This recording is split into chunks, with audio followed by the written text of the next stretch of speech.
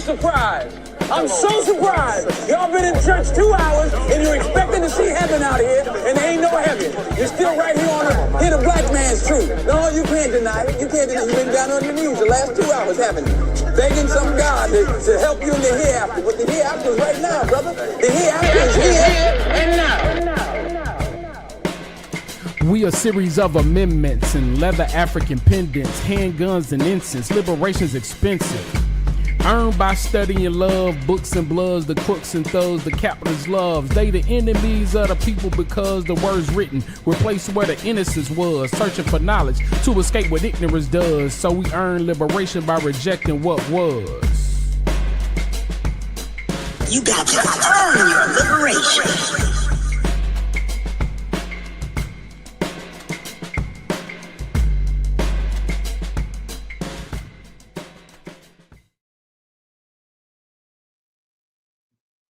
What's up, bro? What's up, man? How you feeling?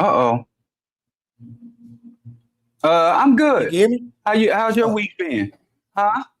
I hear you. Can you hear me? Yep. Yeah, man. My right. week's been good. I've been running around trying to get myself situated for this. First time being a person who's Jared needed a link for some reason. Yeah. First time being on this campus as a professor, man. You said what? How is it? Has it gone to your head yet? Yeah, man. I think I've about to get a whole bunch of money now. Wait, is Jared pulling the Diallo right now? Diallo, no,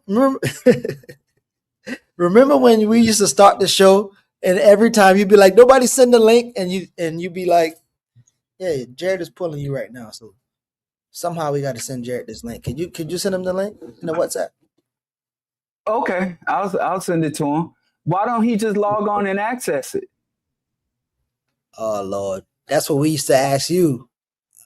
So because the thing wouldn't come on the thing. I would be trying to do exactly. Y'all be like, it's right there, and I wouldn't see it. Listen, I really hope somebody can go back to some of our first episodes ever and see how this thing has flipped. Literally proof. But yeah, man, text that man. Cause we used to do this, and you used to say the same thing, and Jared Diallo was like, Jared be like, you could just log on. So damn. Get to know. What's up? Okay. What's your week? What's your week been like? What you been into? I've been busy, very, very busy, and I don't like being busy. I try to be a gentleman of leisure, but my circumstances and my finances don't allow me to be who I envision myself to be. I try to manifest. The people tell me if I envision it, it will come manifest, but none of that shit's working for me. Lack of faith, I suppose. There goes the man. I thought Jared was running and ducking out. Running from what? I'm always inheriting your beefs. Yeah, that's probably right. Yeah. You agree with that? Yeah, because I do too. I do too. Nothing to nobody. I don't do nothing to nobody, and I pop up and people be hating me that never hated on me before. Mm-hmm. Yep. I got kicked out of Baltimore because of Jared. Now I gotta fly in only in the summertime for my youth program because I can't walk around in Baltimore because of the buying power shit. And Dr. Curry called me an idiot yesterday. I never had no cross words. I had no interaction, no nothing with that man. What does that have to do with me?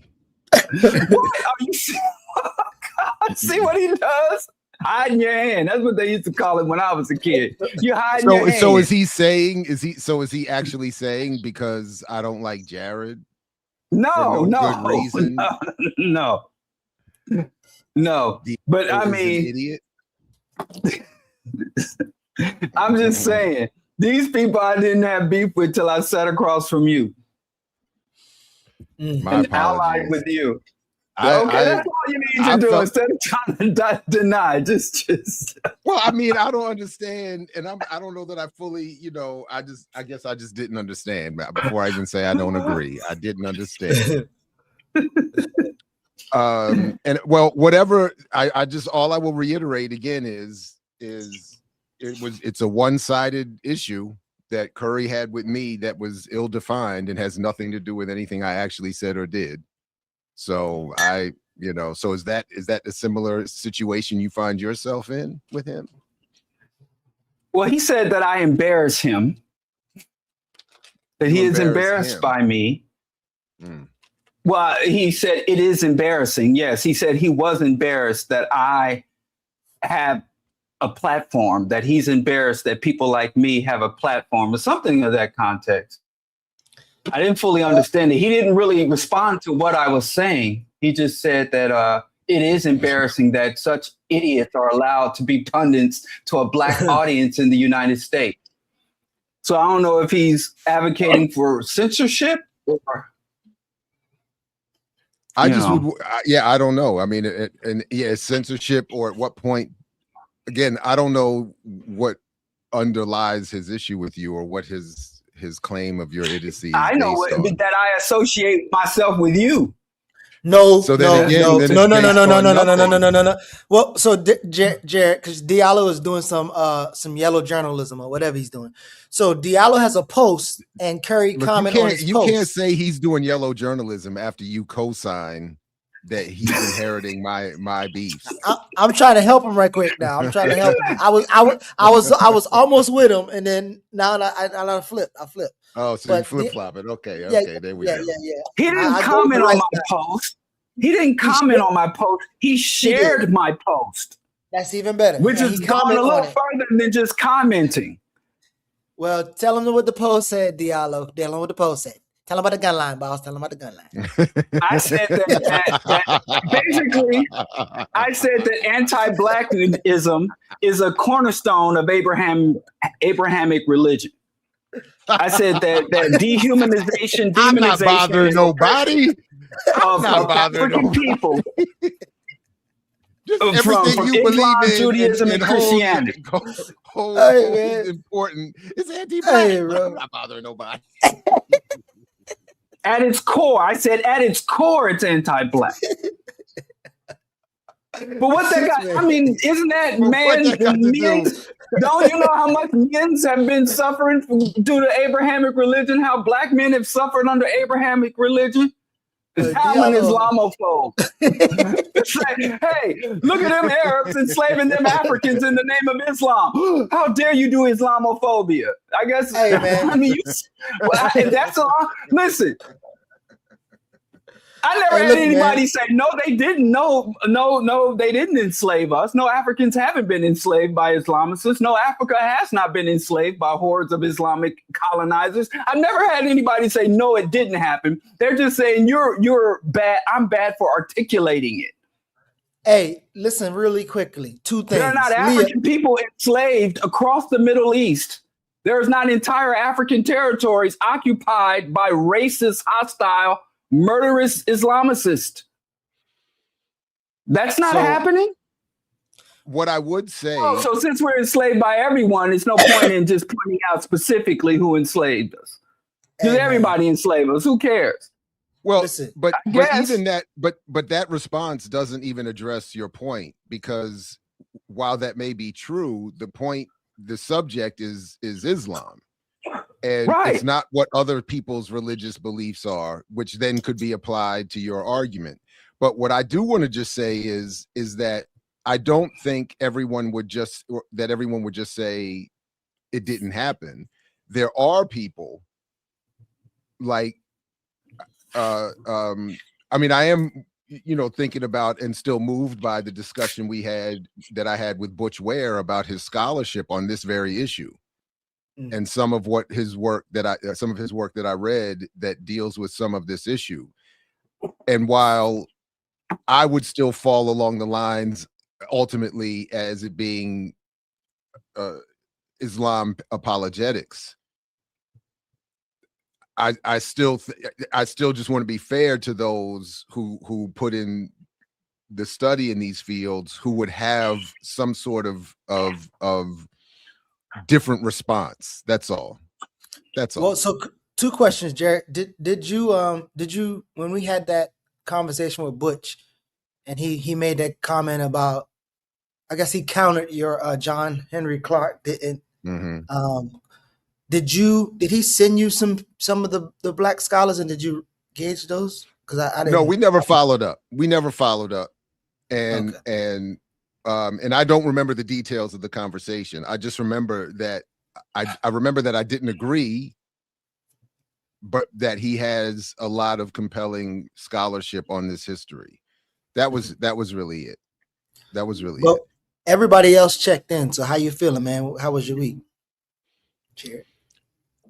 Well, I literally the reason I was a little bit late was I just got back from the train from Renee's surprise birthday and celebration of her 150th episode yesterday, and that was dope.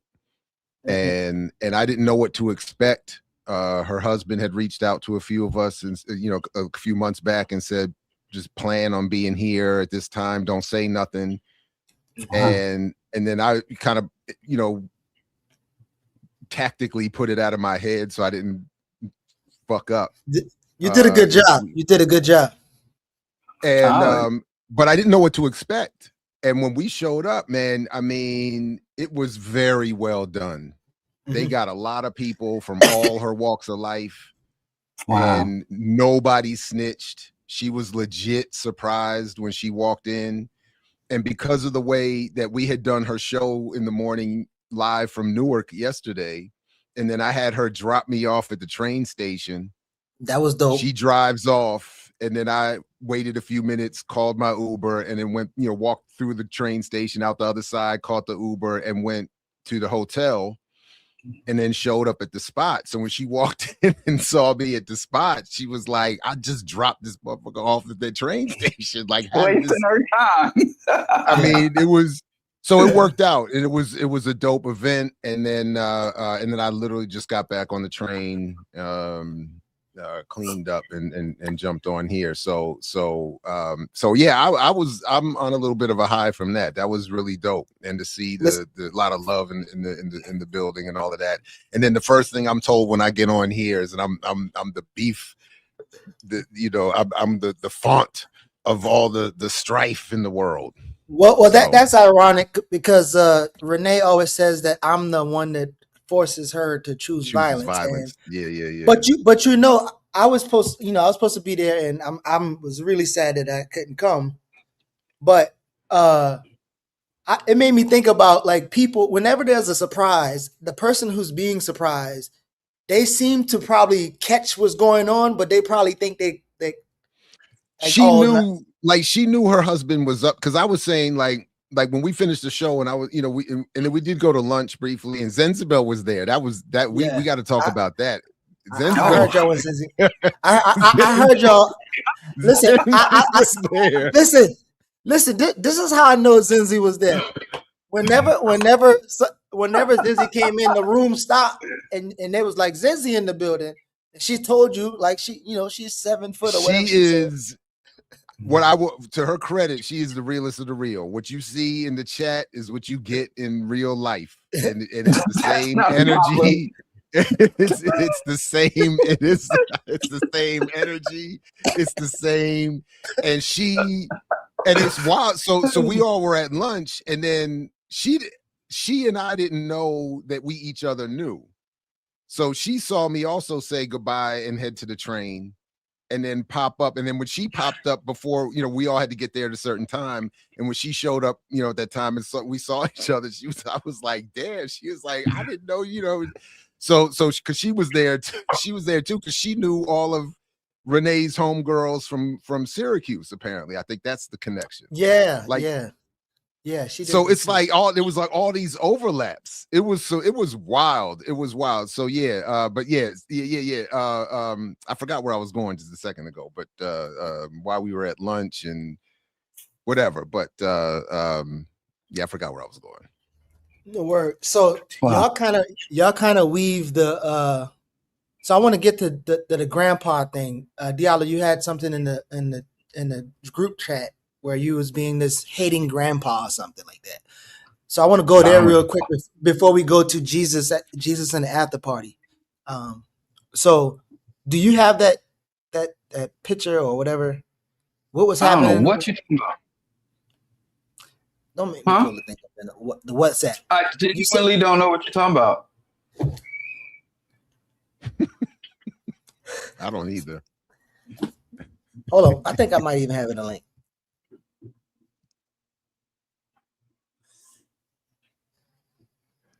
Oh, I just saw the Tommy Curry thing.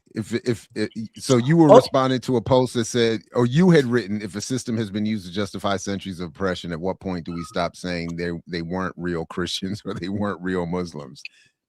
And then he said, it's embarrassing that such idiots are allowed to be put into a black audience in the United States. First of all, your audience is global. So don't. But he only cares about Americans. He don't live here, but he remembers us. He still sympathy. He's no longer with us, but he sympathizes with our plight. So forget all the mother. He don't care if I'm influencing Kenyans. So I mean, my initial thought is I feel like the embarrassment is more, whether people fully agree with your arguments or not. I think the embarrassment is more on how people engage one another in social media spaces. Because we were at an old heads table last night, and so we met a couple people from similarly aged spaces and backgrounds. And that was, if there was one generational thing that I do agree with as a generational thing, is that a lot of we had to find other ways to beef with one another. It's not that we didn't, but we had to find other ways. And maybe in some ways you could say in one or another specific instance, if somebody could have just posted something hostile about somebody instead of showing up and beating them up or shooting them or something, maybe that would be better. But in general, a lot of people, there's just so much being said about other people that I just feel like would have been either kept in one's, very limited space or just not said at all. So, but anyway, yeah. So maybe I misunderstood. Maybe I misunderstood. So Diallo, who was this West Side Gun? Like where? I just saw the text message. Oh, yeah, who is that? Just me trolling, huh? West Side Gun is the rapper.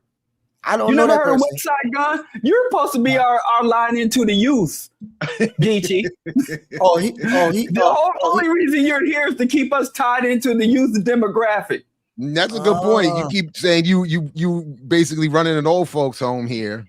Right. Hey, listen, I don't know this guy. See, nobody knows Nobody knows this person. Really? So West Side Gun. I don't know him, but I'm old. Really? I'm not supposed to know. So first of all, what you're not going to do is somebody who has Ice-T as their top rapper.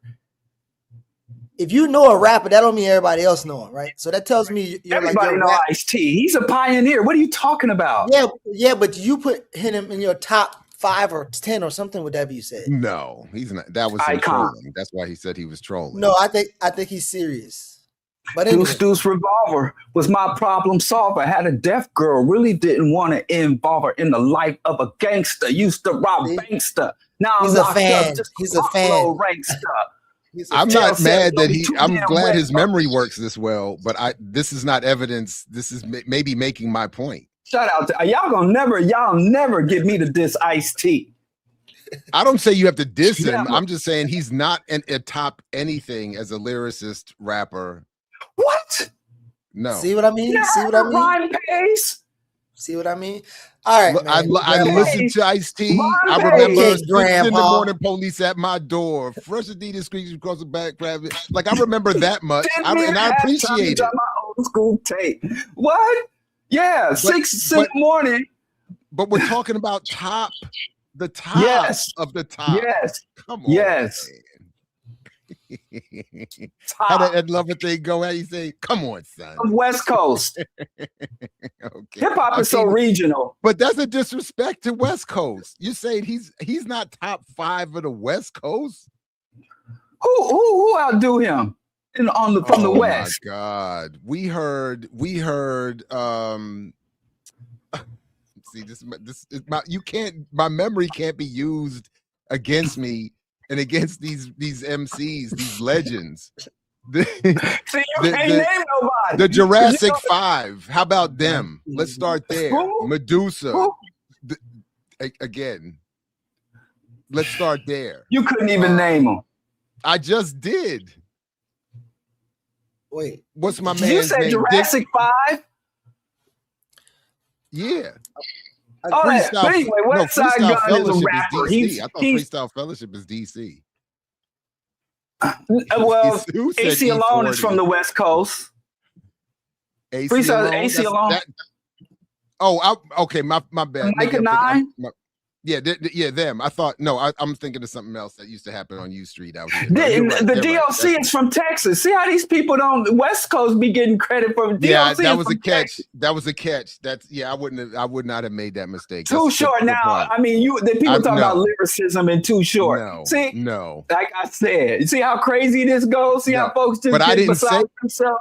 Paris. I see that. Shout out to Paris. I'm not mad at that. But let me say, come on, man, stop it. West Side Gun is a rapper out of New York, Chicago. I thought Murs was Chicago. Murs in Chicago. He live up the block from here. Dilated Peoples. There we go. Y'all talking about these underground backpack rappers? I'm talking about permed out Cadillac rappers. I saw Dilated Peoples live in Amsterdam, and then we ran into him on the way back, and saved one of them from taking some of that Amsterdam back on the flight. Damn, he trying to go to jail. Yeah, that happened to Dell. Remember Dell the fuck. Listen, y'all talking about hieroglyphics. Yeah, them cats can rap good. Y'all talking about rapping good. I'm talking about persona. I'm talking about gravitational pull. I'm talking about impact on the culture. Y'all just how we get. Well, listen, man. I was just trying to figure out what the contact, because I don't know the boy. Okay, I don't know the guy. Nobody knows him. So what happened? Y'all Del the talking Funky about just rapping Homo sapien, absolutely. Dell is nice, but like I said, y'all talking about these backpack rappers. Grandpa. And I didn't know until very recently that DJ Premier produced the Ashtray song. That was I couldn't believe it. But anyway, Gun tried to insult me by calling me a grandpa. So Diallo got us beefing with the young rappers, and Jared got us beefing with the old rappers. West Side Gun is not young. He's been around for a while. I mean, he ain't as old as us, but he's part of the He's talking about us. You talking about us? He ain't as old as me, so that means he's young. Wait a minute, is he beefing with? Are you beefing with him? He just call him grandpa. He said, "Move on the way, grandpa." He got a shoe deal, right? He designed and put out his own sneaker. And some people was like, this sneaker is beautiful and I love it. Other people was like, this sneaker is whack. But then he tried to evoke God. He's 44. And he was like, he tried to use God to justify designing and God in the sneakers. And so I didn't care until he started trying to bring God into the discussion. So I said, Pat, just a throwaway comment. I used to believe in God till I seen them sneakers. And then he was like, you a grandfather on here talking about God and people's shit. You don't believe in God because of his shoe, and you a whole grandfather. And that just so happened to be on my granddaughter's birthday. Hold on. That dude older than me. My bad, dog. My bad. Whoever you is, rapper. Wait. 44 years old. Okay, my bad. And don't diss these rappers will run up on you now. You can't even diss and troll rappers in peace anymore. I'll tell y'all the shoes. But I said, I don't believe in God anymore after seeing these shoes, right? How I pull up the shoe? What a thing on the thing. Oh my God, Hold man, on. that is hilarious. Look, I don't want any problems with these rappers or anybody else for that matter. Yeah, man. Let's go That to is work. We got some work. hilarious. We got some work to do. The shoe. And I said, after seeing this shoe, This man just I trying to lost my make a faith in shoe. God. You're out here But this ain't just renouncing the shoe, man. the This is Lord. a front. I'll share the shoe. And then he was like, "You a whole grandpa." How I share images? So this is where you so this is so we just got finished talking about how somebody shouldn't be embarrassed about you being a black spokesperson, and you over here talking about he should be embarrassed about being putting his black shoe company shoes out here. Jared, This Jared, is terrible. Jared, you know what I think, Jared? I think Diallo got jealous. You remember last week when somebody said, "Oh," when they said Killer Mike and Jared when they fight. So Diallo trying to show you up. He trying to get in the fight with a drill rapper. I didn't get into a fight with him. The dude shouldn't invoke God. You had to get into a fight with a drill rapper. See? Look, we need strolling across the bottom there something that says Jared ain't not gonna do put it. this. Not every host agrees with what everything is said on shit. screen. I'm just, Hey. I can't find the shoe. Oh, there it is. my There's the goodness, shoe. That is Found the crazy. goddamn shoe. Yeah. Also, That is also crazy. Listen, my issue was not with the shoe. I am a fashion forward guy. My issue was with him bringing God into the discussion of his shoe. My problem was with God. So this is the shoe. He named it after the drug dealer Griselda. Who cares? Who cares? Let that And man all get I his shoe said off. was, Who cares? after seeing this shoe, Why couldn't you lost just my- keep scrolling? Yo, Why couldn't you just- because he yes. man, listen. God is reaping hamic on us. Why God couldn't is you just keep reaping going? havoc on the black community. So I Hey, feel Jared. that when somebody Jared, you know how you put buying power in your Google alerts? That dude right there, he got God on his Google He alert. got God. And He got Hey, God. And he hey, referenced hey, God. somebody make a Diallo signal. Diallo signal, whatever the Diallo signal gonna be. If a nigga said out of his mouth, we throwing Diallo on him. Get 7 million Google alerts a day and reads every one of them to assess how are they addressing this God. I didn't expect him to respond. If I was a rich rapper, and I wouldn't be talking. I wouldn't even be talking to you and Geechee. If I was a rich rapper, I wouldn't talk to But nobody. Diallo, you're forgetting already. Of course he's going to respond. You are, if not the, certainly a pundit for the black community. The entire black world. Talib Kweli know you. At least Black America. At least Fela all. Kuti's son knows you. Like, come on, Diallo. Listen. It was a troll. And it won't let me upload images. And then man. you admit it's a troll. Then you admit you're trolling these that particular folks time. I was from trolling. your lofty stature, from your pundit. You have what do they call it? The bully pulpit. But I was trolling God. No, you wasn't. God's not real, and you said God is not real. So how can you troll him if he's not real? I control Spider-Man. But I was trolling him evoking God. He's like, God is the greatest. In defense of his shoe. But exactly that's the point. If you troll God or Spider-Man, neither one of them will directly confront you. It's their minions that will. Yes.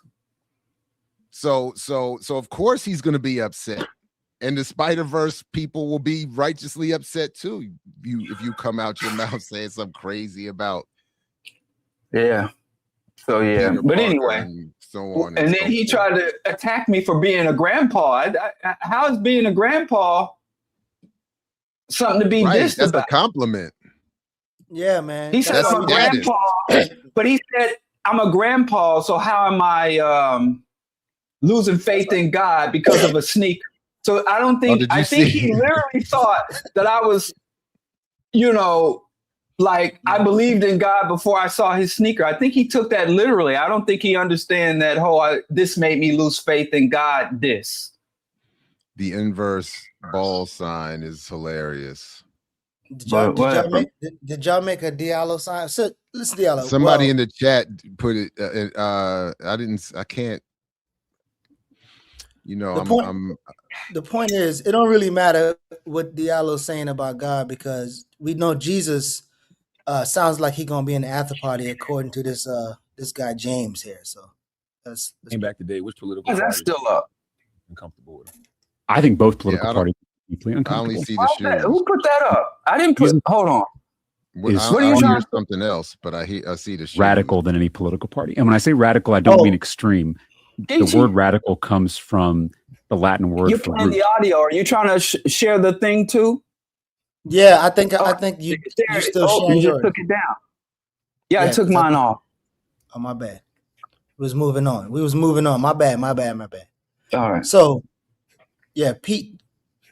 No, this is not Pete Buttigieg. Oops, my bad. Yes, it is. They just cloning these fucking centrist Democrats. That's not James Pete. It's not Pete. Talarico. That's James Tyler Freakoff. That's what Wow. Trump calls him, Freakoff. Tyler Freakoff. So Nard is going to be nominated for Weakest of the Week because he decided to ask this question, but it might sounds like Jesus probably would have been in our after party. So You think would be most uncomfortable with him? I think both political parties would be deeply uncomfortable. I think Jesus is far more radical than any political party. And when I say radical, I don't mean extreme. The word radical comes from the Latin word for root. So Jesus goes to the root of our problems, and he calls us to a deeper love, a deeper justice, a deeper peace. And so I think he would challenge both political parties to keep working toward a more radical vision for democracy, more rights, more opportunities for more of our neighbors. If Jesus came back today, which political party do you think would be most? So what I want to try to track is, so you would obviously say both Nard and Roland both are pretty much the Democratic Party. You know, they loyal to the Democratic Party, but they kind of show up differently.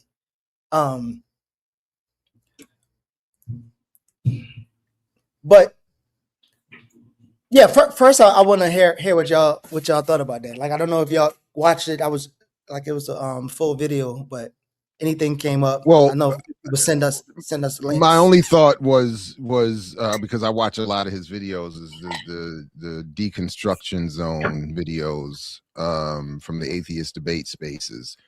And one of the reasons why I like it is because he was a former Christian who went to seminary, learned Greek, Hebrew, studied the Bible, was intending to be a full believer, had been a full believer his whole life. And then only after studying it, reading it in its original languages, did he realize, he was like, this is nonsense.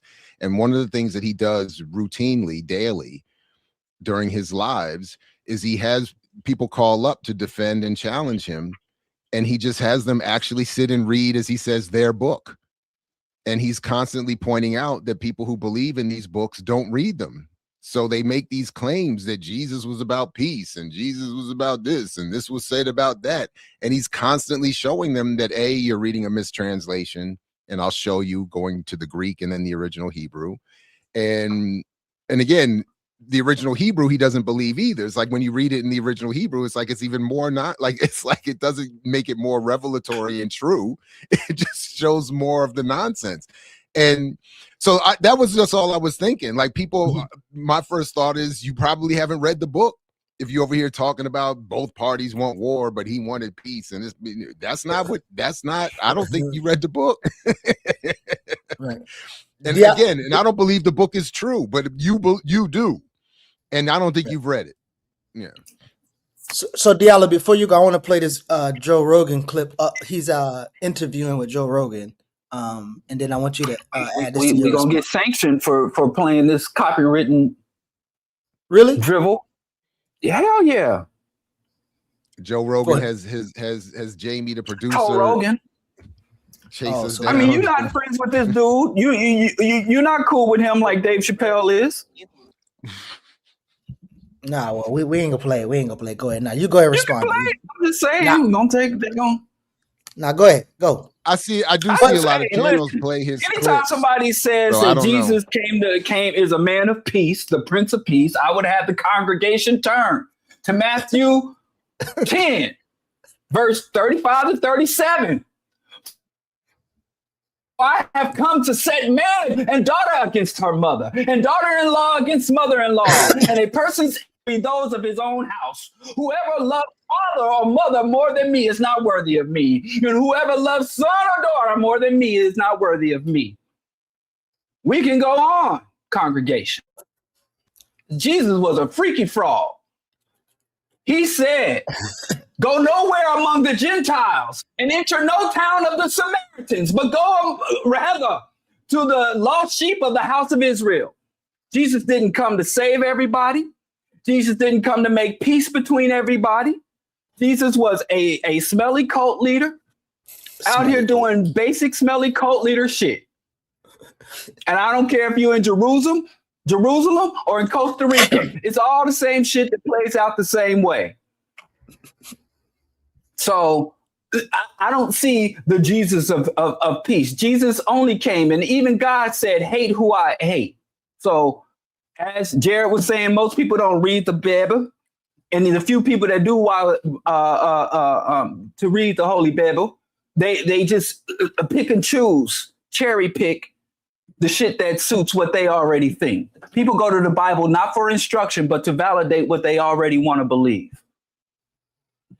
Hey man, right on time. I just got a homeboy sent me this text with this story. Is this breaking news with Dave Chappelle? No, it's early. Yeah, it's like, from 2 days ago. Dave Chappelle compares cutting off this hip hop group to cutting off MLK. You're effing up history.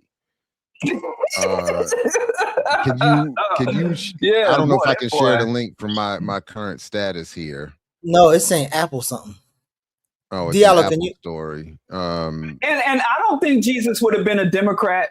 I don't think Jesus would have been a Republican. I think Jesus would be a theocrat.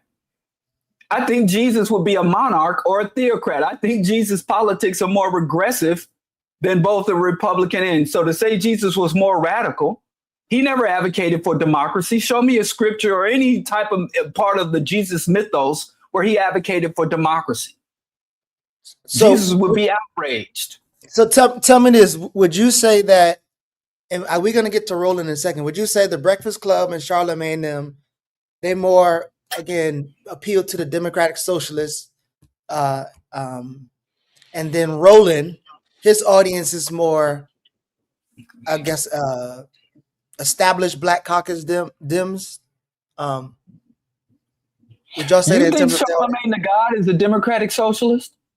No, the audience. I said the audience, because they will bring on Madani. They will bring on like people because the first clip he said radical, getting to the roots, right?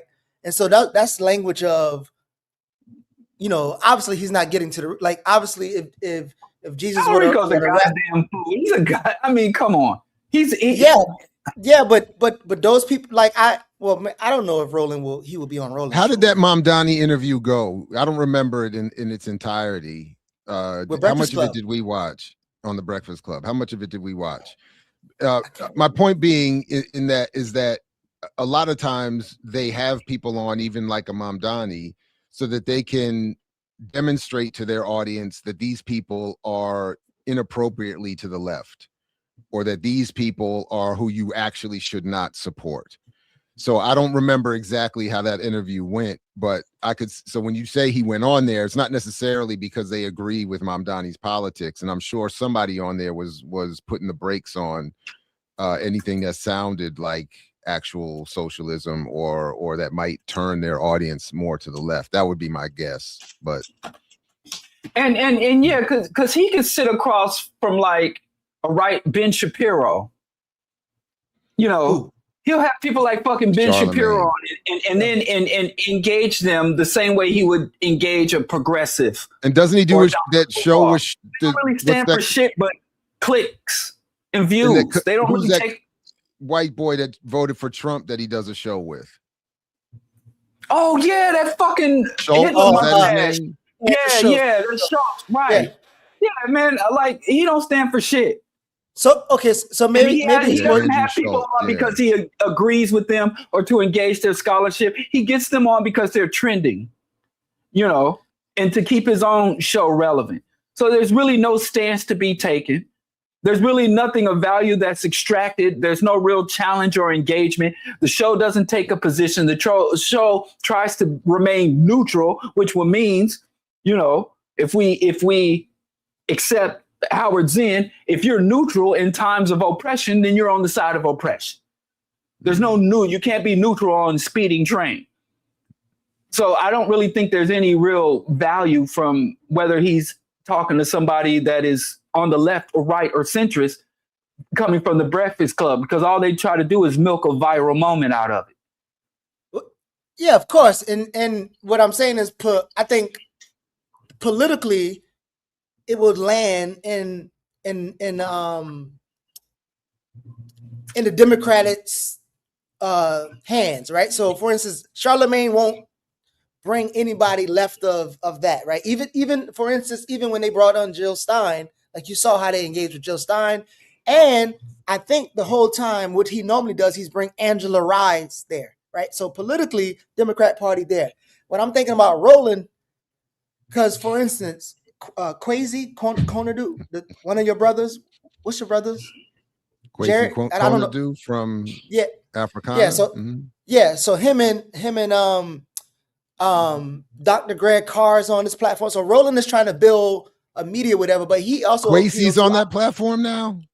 Well, it was just a show, like, so you know, Greg Carr is talking like That's how much, you know, but so Kwesi said something interesting that I know Diallo would probably feel away, but Kwesi was saying how like his African spirituality and he speaks this way, he can heal, and then he say, but his mother or somebody went to Baptist and they lost their mind.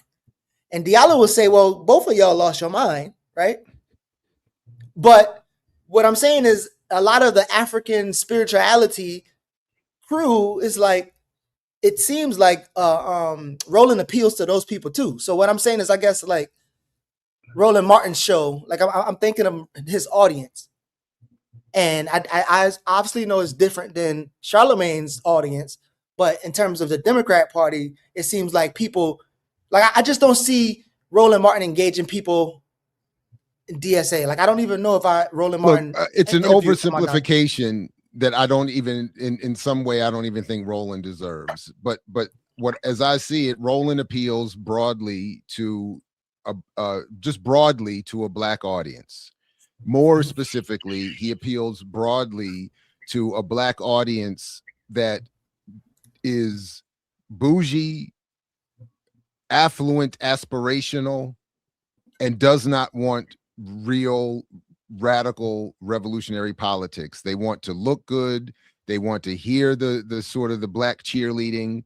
They want and that's it. So when it comes to the Africana Studies wing of the thing, it skews, at least in that space, to a performance of the standard critique against cultural nationalism, where it's just sort of parading a proud African world, aesthetic and vibe, and then to the more mainstream Democratic part, it's the suits and the white parties and the champagne and the Black excellence, and so he covers that broad swath that shares a class aspirational apolitical perspective. And then underneath it, across that spectrum, are people who are looking for something else. So it makes sense. So- Yeah. But so again, like, and maybe I'm also probably jaded because like the people that I know in Baltimore and the community that I know they were in, like a lot of them, like Faraji Muhammad and a few people, they went up to Roland, but Roland, even the Michael I Am Hotep guy, all of these people are under Roland 24/7 platform where and so that means Roland is appealing to them and they're looking at Roland as a political expert, right? And even in some sense radical, or like, you know, because pro-black always obviously leading to that. But anyway, I want to play a couple of these clips on here. I know y'all saw this, and I think y'all was laughing at, I can't remember one of the replies, but more of him complaining about oppression. But I want to play a couple of these clips and get some of y'all response. What you have to understand is that they know they could not completely eradicate the Voting Rights Act. So they can't rule it unconstitutional, even though Clarence Thomas would love to do so. Sam Alito would love to, Alito and Thomas would love to get completely rid of the Voting Rights Act. Others are like, no, we can't do that. So what we're going to do is we're going to pick it apart.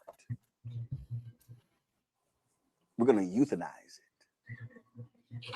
We're going to render it impotent. And case after case after case after case after case, that's what they've done. Why? Because of this right here. This is why I wrote the book September 2022, White Fear. How the browning of America is making white folks lose their minds. Jesus Christ. Because see, y'all, the election of Obama.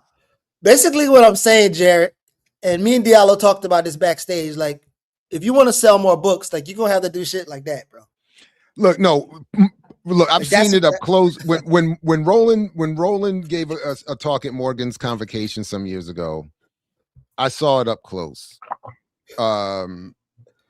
The few other times we've actually overlapped in spaces related to like WPFW radio, he was much more subdued and not the subject or the center of attention. So it was a very different thing. But here, I mean, this is sort of my point. So he's in a frat. He knows all the choir songs. He knows all the callers and responses. He knows all of the he's a performer. He loves to perform. He is up there dancing, and oh yeah, he was up there, you know, running across the stage, you know, directing the choir, directing the band, calling out to the audience. He's up there, you know, he's doing the whole thing. And then when you actually listen to what he's saying, and this is where he and I had that funny Twitter exchange some years ago, it's empty, it's complete or fully backwards. And it's just, but a lot. So again, I'm not confused that people with a certain set of depoliticization or apolitics or whatever, or worse, would gravitate to those spaces. He's built a platform where he's getting Coca-Cola money, he gets McDonald's money, he gets Pepsi money, he gets Toyota money. So he can give, he's got jobs to offer. So and he was just an NEBJ. I'm sorry. I happen to have an old friend who was at the National Association of Black Journalists award ceremony, where the dean of the School of Communications at Morgan State University got a Lifetime Achievement Award. Roland is in all the pictures. Roland is up in the spot. Like, he's everywhere. So like, that's what I'm saying. Now, what did this old friend of mine show me when I used to go with them to these events and see it firsthand? That's where Black journalists go who ultimately want jobs from white media. It's the black bourgeoisie of journalism in most cases. So it all just makes sense. Sorry for all of that. Now I'll be quiet. No, that's perfect, because I'm little do y'all know I'm selfishly stringing together some things for the class that I'm teaching at Morehouse, and obviously, so we go into the history of Black political thought. When we get to a certain period, obviously, at Morehouse, Roland is a big deal, somewhat a big deal, shall I say? But sometimes these people, as we can see with the audience that Roland has, he can have like people who seems to have more radical or pro analysis type or true history. Because Greg Carr, like y'all would agree, Greg Carr put together some good stuff, and your friend not just named. So Roland has the reach, and there's some conversation. So Roland can appeal to be radical, get to the root. So I want to play this real quick, Diallo, because I want you to kind of explain how do you see Roland as it relates to our radical political interests or our political interests. So let me play this really clip because he's saying a few things, and I really want y'all to respond too, because he said that Black people messed up at some point, and he talked about the Gary conference, and I want to know. I would love for both of y'all to correct what he says was the problem, because people say that they were serious that time, and then Jesse Jackson sold us out to the Democrat Party, blah, blah, blah. I would love for y'all to correct that too. So here we go. Not only are they having political power, they're wielding it. And by them wielding the political power, what I mean by that is they said they're now driving economic power. And they're driving economic power, educational power. They're driving social justice. We're going to lose control of this country. They understand that the greatest growth of Black people, they're in the South. Those are the Confederate States. So they said, no, we cannot in any way have these Negroes gaining more power. They don't care what LBJ had to say when he signed it into law.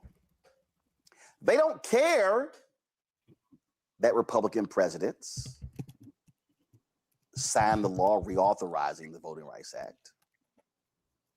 Their whole deal was the best way for us to destroy Black America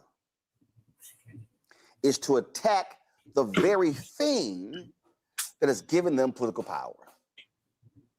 Now, let me be perfectly clear. African Americans coming out of the 1960s made a mistake. If you go back and study the Gary Political Convention, the mistake that they made was they felt that political power was the pathway for Black folks. No, it was political and economic. But you had the likes of Maynard Jackson,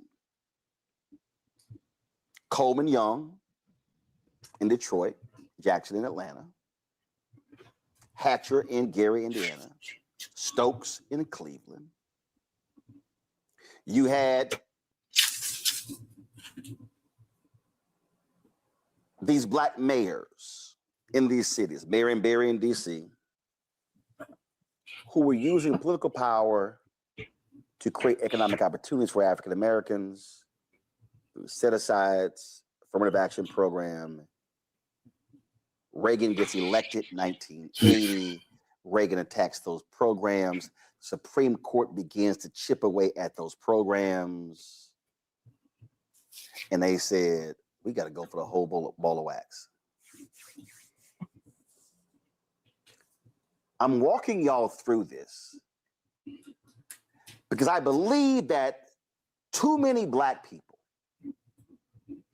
too many seasoned saints, too many middle-aged Black people, too many Gen X Black people, too many Black millennials, too many Black Gen Zers, too many Black Gen Alphas have no understanding of the history of the Voting Rights Act, what it took to get the Voting Rights Act, simply take the vote for granted, not understanding why they were so afraid to let black people vote. They were afraid to let black people vote because they knew exactly what was going to happen, because we actually had a real life example of what happens when black political power is being used. Now, see, some of y'all are sitting here going, well, I mean, what you talking about? Oh, stay right there.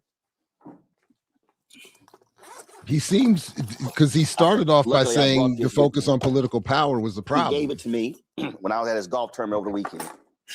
Didn't you say Geechee has to compress these things?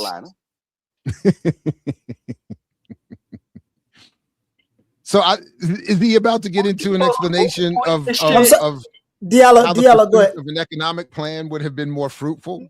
No, he don't get there. Diallo, go ahead. My bad. I was supposed to stop and you respond. Go. Well, here's the thing. Roland Martin is engaged in what I call atrocity hopping. And there is a certain class of black people who have come to an inexhaustible well. An inexhaustible well. When you focus on the racism and injustice, but you refuse to challenge the status quo, but not only do you refuse to challenge the status quo, you advocate for black integration into the status quo. You will have an inexhaustible well of injustices, abuses, dehumanization, and all of this to draw from. And in your advocacy, at the same time, you're advocating for black people. You're also legitimizing the very system that is targeting black people. So if capitalism and white hegemony, if you're not anti-capitalist, how are you anti-racism or white hegemony? All you're doing is advocating for more concessions and opportunities within a very, very extremely range of options and range of discourse. So the reason why these people are so exhausted and what they depend on, because he talked about Gen X and all these generations, black people fight for exhaustion. We fight to gain shit for solutions that don't solve shit, as Chairman Fred Hampton would say, solutions that don't solve. Black business, black opportunity, black integration, black vote. And we get that shit. And we spend that shit. The conditions remain unmoved. The hierarchy, because even when he was talking about all them black mayors, we even had a sprinkling of black governors. I was alive for that era of black electoral achievement, unprecedented black electoral achievement from the federal government to state and local governments. I worked on some of those campaigns of historical first black, whatever, and last black in some cases. But there was no real, where he talked about white folks were so afraid. I don't care if you're talking about Harold Washington or who's the man that smoked crack in D.C. Marion. Stop doing that. Don't do it. You ain't got to do it like that. Because Harold was doing some shit too. You go read Locking Up on the Phone. Listen, I'm always talk about Marion Barry and his crack. Because who was a lock 'em up and throw away the key, zero tolerance drug enforcement policy? Who was advocating that before they took the mayor? Who was advocating that? Marion Barry was on some old lock 'em up, throw away the key, zero tolerance drug policy because he wanted all the crack to himself. The DC cops. I don't remember that part. The DC cops was the DC cops was. Oh, wait a minute. But to suggest that the mayor has power over the police I'm saying what he advocated for. I know. Okay, I just said I don't remember that. Shit, I can't advocate for. The police were always doing their thing. I don't always know that meant that they were doing it because they were given a green light from the mayor. But no, this I is just don't remember that he part. Became mayor back when he was in the streets advocating. And Again, I understand. There's a book called Locking Up Our Own. that I don't think got enough attention. That talks a lot about a lot of black, including even Kwame. Even Kwame Ture had some pretty reactionary positions on drug liberalization when he was young. Was he ever young? That man was born old. You know, them old Trinidadian cats. They go from birth. Because sometimes you could. I ain't dissing nobody. I'm just saying the hypocrisy. Sometimes you say. Sometimes you say things and you don't put dates on it. So if you're talking about Kwame Ture say something, it was in the past. But hey, listen. No, listen. What I'm saying is, if somebody, all I'm saying, but my larger point is, you the one getting caught up. I say crack and y'all start trembling. Let me say, forget I said anything about crack. Mayor Barrett, even when these black men were in offices, they were not subverting white power. They were not subverting white power. They were not displacing white people. They were not draining resources or taking resources from the white majority and giving them to the black. That's political mythology. Yes, they did have some programs. Yes, they did have some advocates. They did have some set aside. But if you go back and listen to these black politicians, Harold Washington, he said, I'm going to be more than fair. A lot of white people thought, well, black people, when they take office, it's going to be retribution. A lot of white people falsely believe when black people get emancipation, they were going to do a terror across the world seeking retribution and vengeance. So white folks been fearing retribution that ain't came for them for over a century. All I'm saying is people like Roland Martin, all they do is just every generation, there's a whole new population of black discontents. You got passive black people, and then you got treasonous, backstabbing, thieving black people. But then you do have a population of black people like, this shit ain't right. And they come from all classes. They poor blacks, affluent blacks. They's like, this shit ain't right. I'm sick of my people being at the bottom. I'm sick of all the injustice. I'm sick of all the racism. And then you got people like Roland Martin, whose whole job is to limit the range of discourse, limit the range of options and solutions. So you got people that say, yeah, you can call the white man the devil. Yeah, you can call them Democrats and you can call out even the Republicans and saying they waging race war on black America. You can say all that shit, but your solution, so your complaint can be you can have complaints across the board, anti-militarism, anti-Zionism, anti-this, but your solutions have to fit within the scope of capitalism remains fixed and white hegemony remains fixed.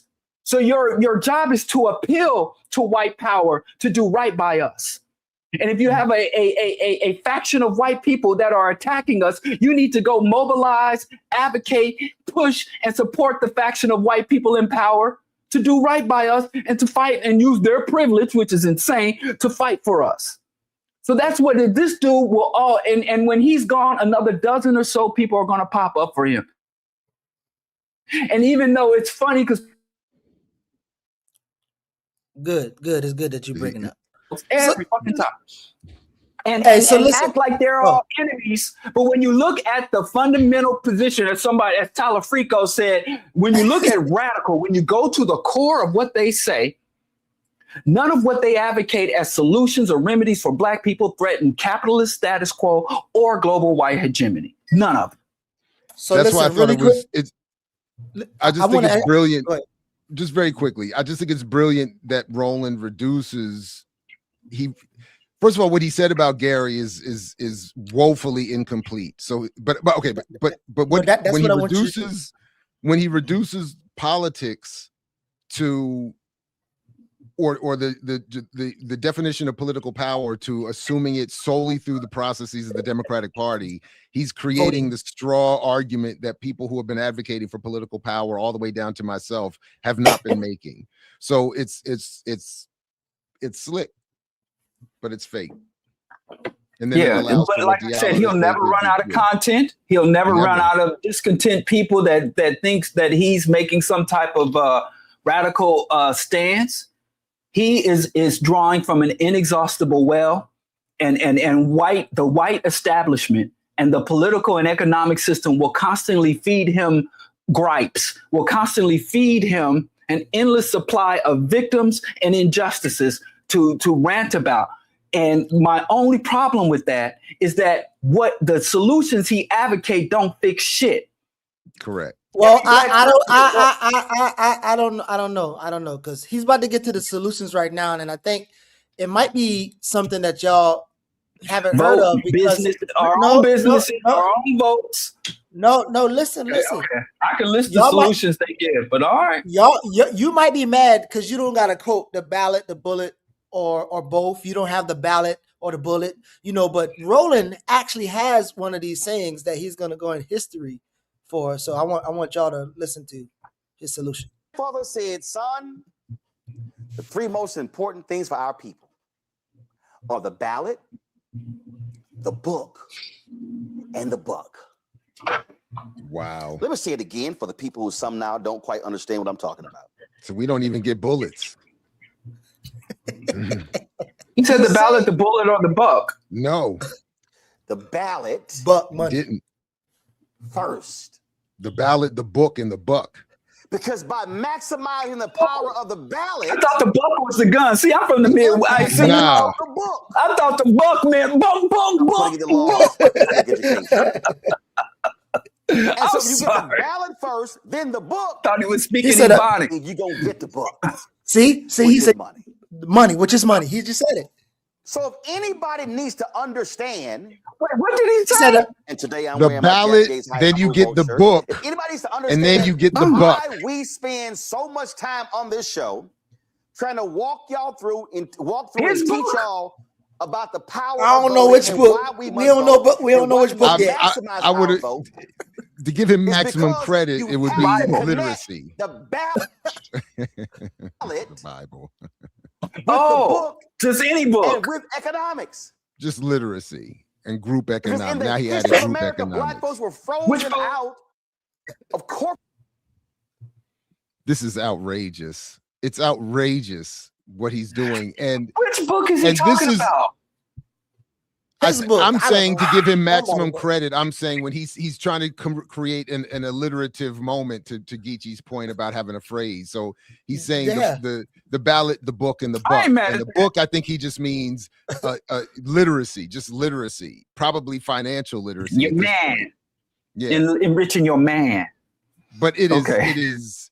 And this is why I think this is where I do feel like certain people do cross the line, that you know better than to position yourself in full league with this nonsense. So because he's misleading his audience, he's misrepresenting the history, he's misleading his audience. It's and I even pulled it up. Again, at the one of my few sort of anyway, a once upon a time effort to become active and part of this struggle. The group we formed went to Tom Porter, went to Amiri Baraka. We got the original Gary document and we rewrote it for the early 2000s. And so for a time I was intimately aware of what the document was saying, what their arguments were, what we thought were the shortcomings and the flaws of it. And essentially, as I've always understood it, again, overly simplifying, it all goes back to how things, just like what we're talking about here, how things become framed and what class elements and political elements take the fore. So if you have the undermining and the undercutting of the Black August inspiring struggles, and then the COINTELPROizing of the movement, and all you have left to float to the top is this. So they did have an all-encompassing plan that had a vote. I would at the time certainly, and still from memory, which whatever, but it was insufficiently radical. But there was an attempt to engage politically. It was an overt public legal document, so there's only so much that they were going to say. And why it was undermined and why it failed has everything to do with why what Roland is saying and what it continues to fail, and why what we often criticize on this show is promoted as the only option. Coupled again with the undermining of those radical movements, and this is all we have left. Mm-hmm. So Jared, really quick. I don't know why I'm seeing so much Roland today. really quickly, I'm telling you, I'm gonna tell you again. So I'm trying to string something together for my class, which Jared will be included in both of y'all actually, but in the last one. But Roland is saying things again, and when we're having this conversation, and the 315 people on here, and then how many, the 3,000 people or how many views, whatever, that's not a lot of people, right? The majority of the people around don't see Roland or understand Roland the way we understand Roland. And I can almost assure everybody in my class, and Jared, maybe you can attest, would either, anyway, I don't want to say it, but I want to play this clip real quick, and I want you to just kind of remember from a black radical tradition lens, explaining and making sure that you disabuse people from how he's using, again, this power thing and the vote and all this other stuff. Because he says something about forcing corporations to do something fair or something weird like that. So I'm gonna play real quick. Americans coming out of the 1960s made a mistake. If you go back and study the Gary Political Convention, the mistake that they made was they felt that political power was the pathway for black folks. No, it was political and economic. But you had the likes of Maynard Jackson. So first, I gotta say, because are you going to play this whole clip again? Because first of all, he's wrong, and I even have our template in front of me. There is an entire economic section that he's ignoring. So now I don't have the original in front of me. I'd have to go find and dig it out. But and we largely rewrote the economic section to make it more, I think, appropriately radical. But the point is, whether you agree or not, they had a plan. It just involved a lot of the small business stuff and the same thing he's pushing. Exactly.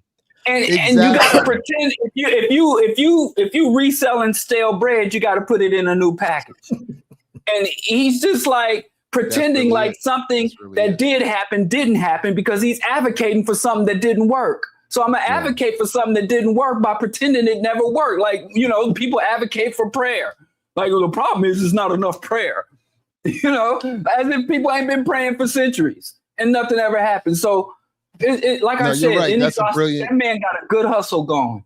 And shame on him, man. Because again, like there's a broad spectrum of black politics that were at that convention. And again, our crew disagreed with almost all of them at some point.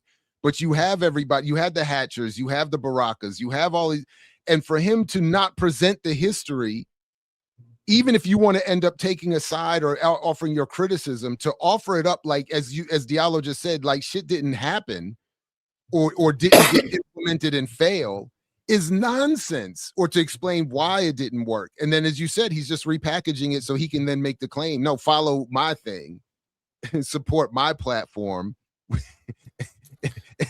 and then we'll really win. I mean, this is crazy. And so Jack, could you get to the this last thing, the political power thing? Like, again, how he's using political power in terms of maybe representation, and again, what political power actually is, what it looked like, maybe from like a policy standpoint, the ability to do what.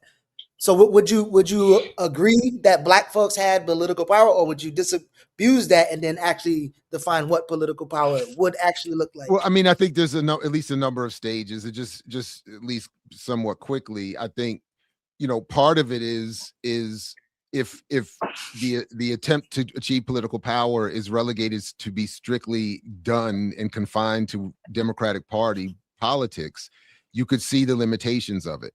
Others might argue, as did people like George Jackson, that is, again, salute to Black August, that the assumption of political power means whatever it takes to assume the reins of power, the decision-making process, the policy over, again, what, not just control over the means of production, but what is production, what is to be produced, what means are to be deployed, what are the outcomes, like all of, like, so you could say, now you could say, look, I don't want to do it that way. And I always give him credit. The late Ron Walters was very clear. When I mean political power is we get some Democratic Party people elected and try to get some policy to get these crackers off our back. That was, and he was always clear. There's another level or several levels of political power that I'm not talking about. And that's all, that at a minimum is all I'm asking for from Roland. He could lay out like what happened at the Gary convention. And I'm honestly, admittedly, not prepared. I wasn't prepared today to get into it. I don't have the stuff for but the point is that the history is a lot more rich and complicated than he's presenting here. And he's just simply saying they forego whatever, they ignored economics when they had a whole economic section in the damn document. So yeah. Go ahead. That's one of the oldest saying, one of the first oldest things, undergrad political science 101 is people vote their wallets. The very motivation and drive for people to vote and most people's political decisions is based on their economic aspirations or trying to relieve some economic hardship. So him to try to pretend like anybody that ever advocated for Black politics completely ignored economics, that's a myth. That's a myth that was a distortion of the civil rights and what civil rights was advocating. So to pretend like I'm so brilliant that I'm the first, and I bust out saying, hey, guess what, Black folks? We've been doing politics without economics for the last 200 years, but now I'm gonna throw some sprinkle some economics into the Black politics, and that's really gonna blow shit up. That's really, and economic integration is the same as political integration. They got him again. Roland He pulled got the too many. plug on his internet. He got too much economics. Roland snatched up his internet. But I think Diallo points to something really important here, that even within the civil rights movement that Roland seems at least here to be ignoring, and he does, and I was looking through his White Fear book, which I forgot we had reviewed at the time it came out a couple years ago. And it's trash. It's ridiculous. We should so forgettable. That's why it's so forgettable. I'm seeing all my highlights in it, and I'm like, yeah, it's completely forgettable.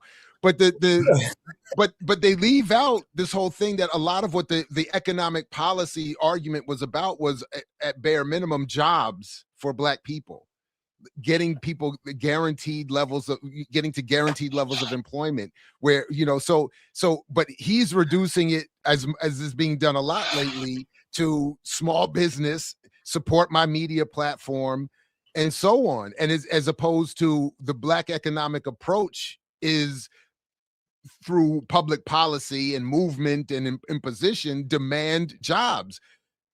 What is it? Well over, I don't know, almost 2 million jobs have been lost just in the last year or two in the Black community, all told, or whatever. 600,000 women, 700,000, I forget the numbers, whatever it is, but a lot of jobs. Make that the advocacy point. That, like, where is, but no, it all goes back to circulate your dollar, support my platform, and go to InvestFest. Shit is crazy, man. It is crazy. Listen, and then he goes out here and then he'll make his pitches to Toyota and Pepsi and McDonald's. Well, only and be capitalism like, can save us from capitalism. Obviously, you fight fire with fire. If your house catches on fire, throw more fire on it. That's what they do. When the firefighters show up, that's what they do. They show up and start burning more shit with their flamethrowers. And if not, we're gonna buck. If the ballot don't work. So we book Diallo. Book. No, he said ballot, book. And he didn't specify the book. I don't have any cash. No, he did. He did specify the book. No, he did specify the book. Literally right after that, now? He said the buck. He specified the buck is the buck. Which book is part of the book? His book. Oh, that's why he was White Fear. Yeah, it's the same. It's the same. Like, now again, because we live in the alternate reality. Like maybe a lot of people really believe Roland, and Roland is going to be etch yourself into history as the hero of the Black leader. I don't know. I mean, but history will absolve him. Yeah. But whatever it is, I think Roland, he's only working with EYL on a smaller level, and I'm talking about the little EYL, not the real EYL. But EYL these guys for have black folks. No, slow down. Before you, but that they kind of are, right? Because they say they are for black folks in so much that all knowledge is important. I'm telling you through practice. Don't take a little clip and take it out of context. Don't take it out of context. Take a clip and take it out of context. And black folks ain't where the money resides. Then you'll be like a journalist like Leonard right now. You don't take things out of context. All I need you to do. I have no professional obligations. I'm free. So, anyway, even if you was following EYL's business practices, right, Jared, you was able to see this lady. I don't know if you watched the whole thing or read the whole thing, but I did. I read every one of them, and in fact, I want to see if I can follow up and write a story.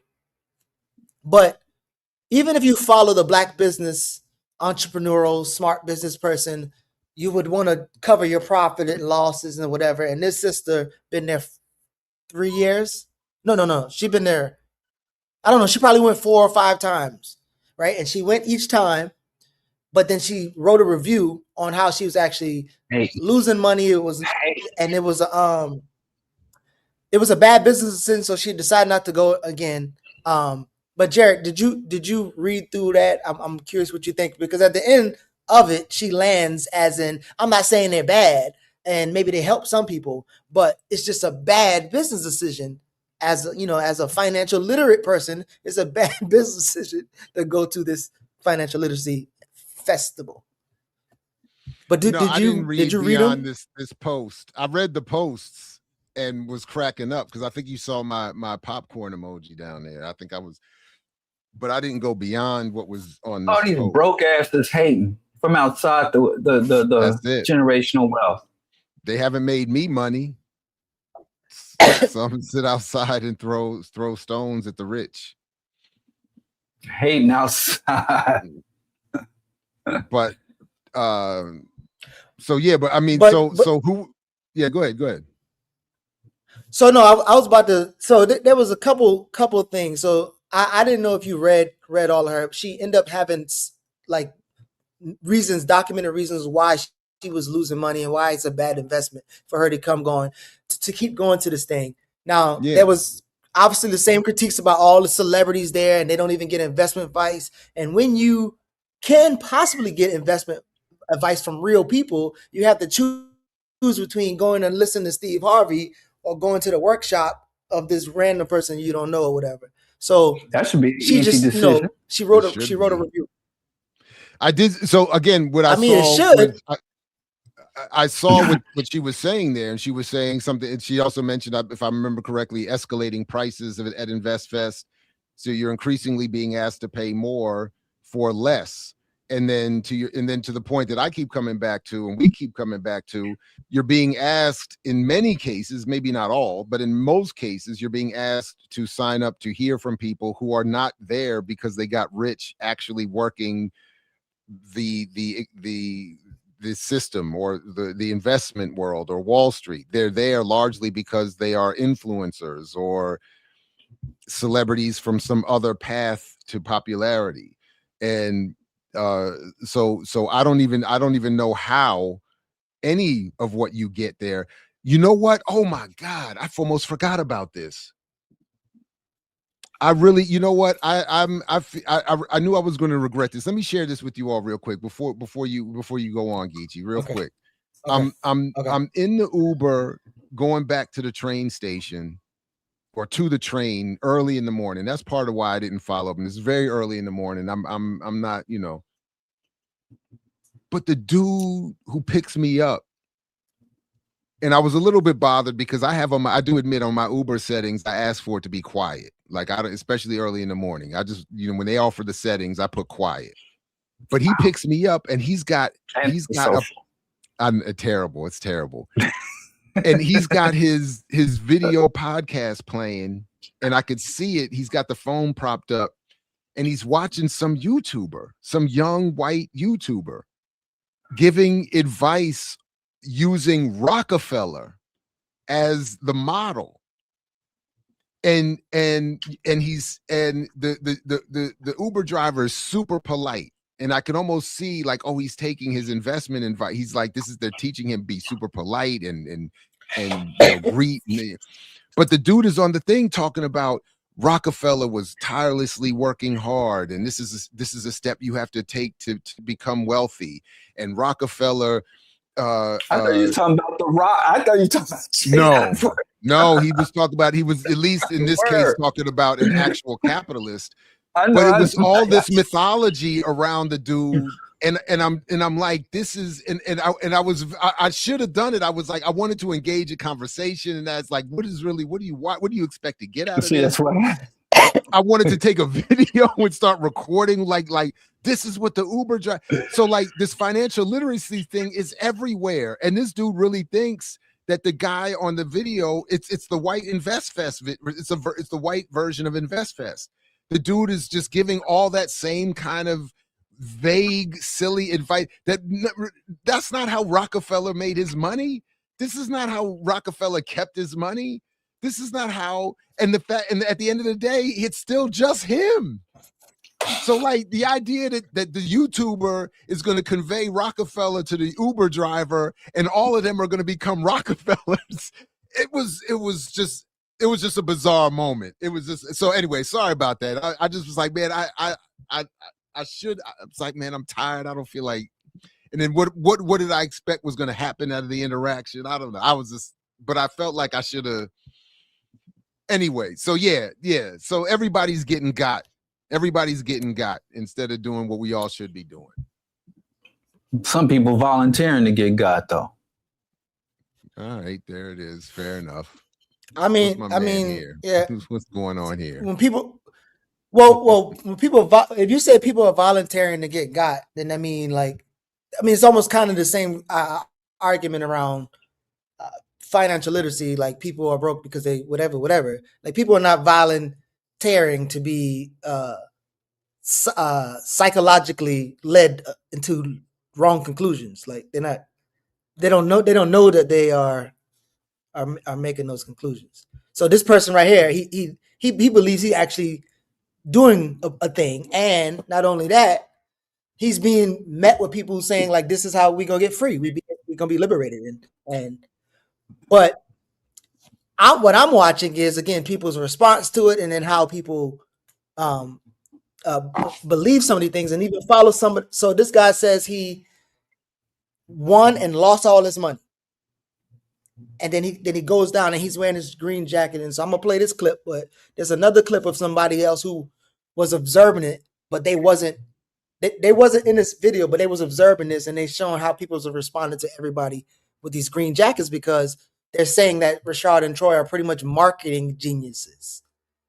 They're scammers, but they're really marketing That's geniuses. kind of like the Masters, right? That's like the Masters. Green jacket for the Masters, yeah. Yeah, these That's guys are wild. I ain't gonna say nothing about how this dude look like Jared. Probably around, I want to say maybe 22 or 23. I got lucky on a Microsoft call one time, and I made a significant amount of money, but I lost it all back. So I kept at it. And then last year, I was watching the episode of Market Mondays, honestly, and it was an episode where Troy was teaching about Claude and how to integrate AI into what you're doing every day. So what I did was I took that information, used it, and I used Claude to build out exactly like what is a data center. So Claude was like, all right, a data center is made of servers, it's made of this type of equipment, it's made of this type of metals, like all kind of different things. So I noticed that Dell at the time was something that they called out in Claude, and I used that to my advantage. And at the time, Dell was at 125, I want to say. Well, I was under 125 because my strike price right now is 125. So I went in, I applied the information, I bought it, and then probably about 3 4 months ago, that's when I hit like the 1,000%. So, you know, right now I'm currently at 1,400%. My option call don't end till January, so I'm gonna let it ride. I'm gonna let it ride, but I'm gonna pay attention. So I don't want to give it back to the market, because they do teach us to take your profit. So, you know, you just did one call. I just did one option call. I'll tell you, I did one option call for $2,000 and it's up 1,400%. So what being up 1,400%, they're arguing that right now he can get $30,000 if he cash out, if he don't give it back to the market, right? So you'll see where someone would argue, well, y'all on social media and you're taking these things, whatever, and you're trying to make money to build something, right? This man could win $30,000 and then not win. Technically, it is win because actually everybody else who's invested got to lose. Yeah, they got to lose for you to win. So that means everybody can't do the thing because, everybody can't win. Only one person gonna probably hold. So even if you follow, and Jared, I know you did this with the Gentleman of Crypto, and you did this with a chapter in your book. Even if you follow some of the more polished speakers to their conclusions, like it's not logical. Like it doesn't meet up. And so rather it's us starting to being able to critique it from the outside. The audience that's there, these people are starting to, they're pretty much writing some of the things that we're saying. Obviously they're not landing at the same conclusion, but they're saying why it's a bad investment. Like they literally losing money doing it. They've been doing it they literally losing money. And you can see the backlash. I'm sorry. Go ahead. Are you going to follow to see when he cashes out? Huh? Are you going to follow Bizarro Jared? Are you going to follow and find out whether or not he's able to cash out or whether or not he gives it back to the market? Does he have like socials? First of all, didn't he say he only invested $2,000? But he's up 30 G's. I'm just curious of how it plays out. Now I'm invested in the story. I want to see how it plays out. Grant Cardone, he lost. So this is Grant Cardone, a former InvestFest white savior, I just saw part of his deposition from the trial he's on now for promising 15% returns, and then trying to act like he didn't say that on his videos. That's what this dude is sounding like here. I made 1,400% on my $2,000. Either that's fake or something that's definitely not going to last. So, and then ultimately, because you only started with $2,000, yeah, you made $30,000. That's nothing. And then, congrats. I mean, it's obviously better than 2,000, but they're constantly presenting this as life-changing, generational wealth-changing, and it's like, come on, stop. But you said you had a follow-up video to that too? Yeah, well, there was the video, but there was also because the Diallo, I don't know, did you get to read the post that Jared had? So this is one of the attendees. Now, this is there's tons and tons of people who are doing this attendees, but you can see that Rashad and Troy, they pretty much delegitimize these things because they still growing. They got Breakfast Club and fighting with Andre Dickens and all this other stuff. But this person is saying why she chose not to come. Did you read through it? Yeah, I read it. And then you saw their response, right? Unless I say otherwise. You saw their response, right? Huh? Are we building to that? Am I messing you up? Yeah. No, not. But I mean, I thought Diallo was responding just now, but I just say yes. Am I delayed? You're fuzzy. Go ahead and respond to your. Is Geechee's resolution down for you too, or is that just me? Yeah. He's fuzzy and delayed a little bit. I can't have nothing. I mean, technical difficulties are my thing. Hey, wait, A-Rob. Geechee Bully City Vanguard. I'm reminded I need to reach out to you. We need to link up. Somebody was asking me if I know anybody doing good work in North Carolina. And I said I might, but I gotta reach out to the chat first. But I mean, we only hearing, is it really fair that we only target the discontents of InvestFest? I mean, Who? Because y'all seem to want no, we played the journalistic video. integrity. No, we played the video of the brother flying in a hot air balloon over Morocco. That was he was praising. Oh yeah, them. that's true. That's true. Okay, That was okay, a fair compliment. and balanced. I interviewed the sister from Amsterdam who actually said she appreciate the thing. So like, yes, we've. And I think we have to be real. You know, it's called InvestFest, and as I understand, InvestFest, it's not a conference. Oh, bullshit! It's not academic. It's not. It's a celebration. It's a celebration of making money, not really an instruction on making money. It's a festival. Mm-hmm. Maybe you can see that. Maybe you can see that in their response. Maybe you can see that in Troy's and Rashard's response, because their response is like, y'all should be celebrating us, like what we did. Look what we did. No, his response. I'm talking about the link I sent the other day. His response was, "I'm done with you Negroes." Yeah. Oh, because he already got what he came for. It was about the gender wars that are emerging at InvestFest. Oh, I didn't see that. But the dating app. He said we've all misunderstood them. They're not here. The InvestFest is not for black people. Right. Yeah, I got it. And I appreciate that. I wish they leave. I appreciate that. Go and tell that mess to white folk. Yeah, I'm glad they came out with that. I endorse that. Black people, get out that shit. That ain't for you. Exactly. But the gender war, she said that there's a whole faction of black men at InvestFest who think that one of the hindrance to economic prosperity is messing with black women. Oh, wow. Oh, I ain't see all that. And she overheard black men say, that they don't mess with black women. If you really about your getting money and raising up in this society, the worst thing you can do is have a black woman on your arm. Oh, wow. And I'm like, God damn, is that why I'm broke? I was trying to figure out why I wasn't getting ahead. You married wrong. I got me a Latina. I stepped out. I was like, you're not gonna saddle me with none of this. That's why your internet service never glitches out, man. I'm here just trying to turn off everything. I'm unplugging toasters just so I can do the show because my internet just janky as hell. So also, Jared comes through clear. His audio is clear. Diallo, part of the fair research.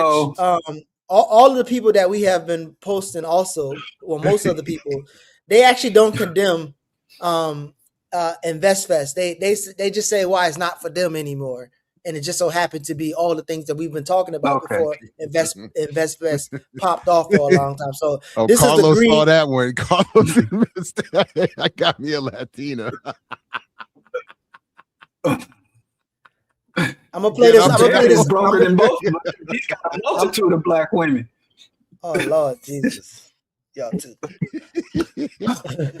I'm about to play this last clip of this dude describing the green jacket ceremony thing and what it's doing. So what I'm saying is, again, there's people who enjoy and promote the thing, but they still like even within their approving of it, some of the critiques again mirror some of the things that we've been saying for a little while. I'm gonna sell myself, show you that I know what I'm talking about. I ain't gonna give you too much. Now I'm gonna upsell you and say join my community so you can really get the sauce.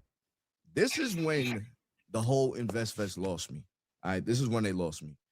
They brought up probably about 10 people or something like that, let's just say, for a green jacket ceremony. Wow. Apparently, can you pause this for a second? Plus 1,000%. Yeah. Is he out planting Diallo? I want to hear what he has to say.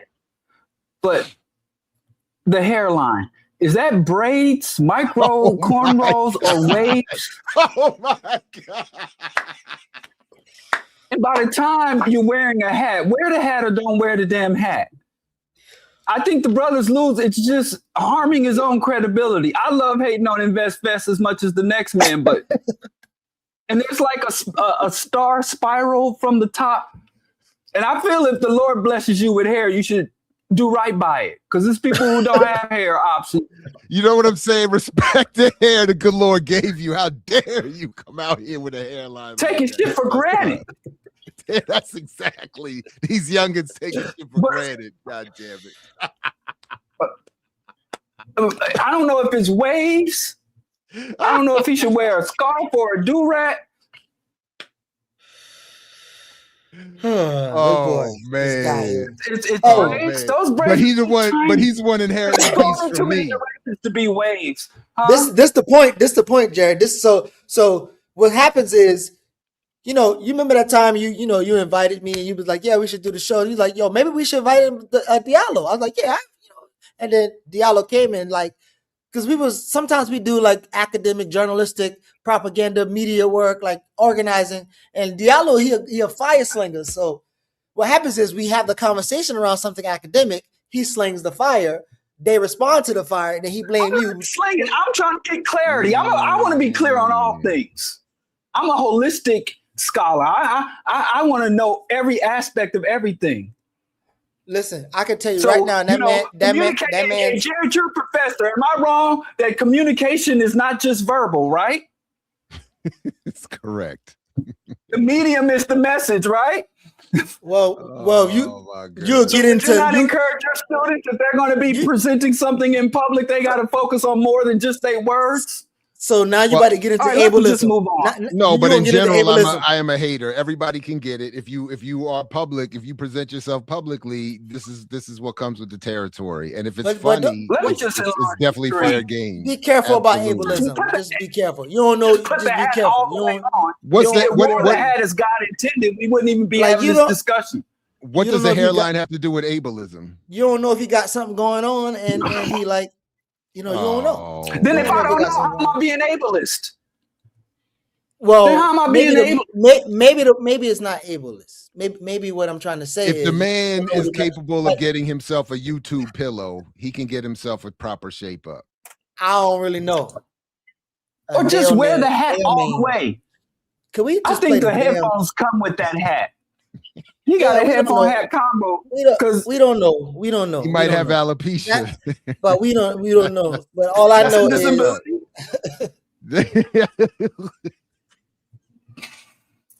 no, I don't want him. Too late. They're too late. You can't make fun of alopecia. Get slapped. Too late. Somebody. I don't know, man. Yo, but let's hear about how. He ain't with that because we on the same page. We all hate InvestFest, so let's focus on where we unite, not on where we depart. I guess the money they initially invested before, when they first started dealing with EYL, they're up 1,000%. Okay, again, I'm somebody that I've done the whole business thing. I mean, I understand marketing. This is very good. To get people to be like, I want to be them next year. I'm going to sign up. What do we learn by that? What do we learn by seeing that? We already spent $300. What do we learn by this? You know what I mean? Like, it's just better for y'all pockets to get more people to join. Because here's my other part. How do I know they're up 1,000? They're up 1,000% with no losses. You know, if I lost 2,000%, but I'm up 1,000% now on this year, I still lost. So that part was just pointless. And so I'm walking through and this is how naive people are. I'm walking through like the little conference room, the hallways and stuff like that, in the little breaks, and somebody with a green jacket, all the green jacket people, they were basically wearing it the whole time. Like these people from I guess the crowd, you want to say. So they're walking around, and I overheard this dude and his homie talking. He was like, yo, bro, see that, bro? That's a green jacket right there. He's a millionaire. He's a millionaire, bro. That's what that means. Jacket right there. And his friend is like, word. And I'm just listening. I'm like, how the hell do y'all know that? They didn't say that these people are millionaires. They said that these people are up 1,000%. You know what I mean? Like, from what though?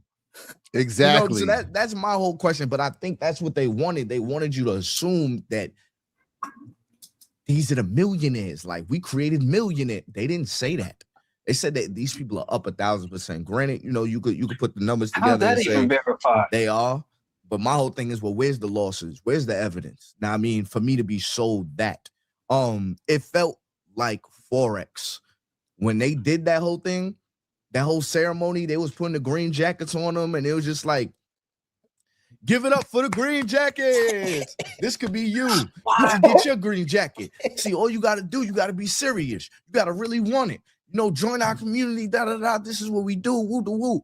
And I'm just like, this seems like a damn Forex seminar, because that's the same get up that Forex has with a bunch of black celebrities. Forex makes it seem like we are you're one decision away from changing your life, changing your family's life. That was the whole thing, and it was heavy on the black community. Now, I mean, it was heavy in the black community.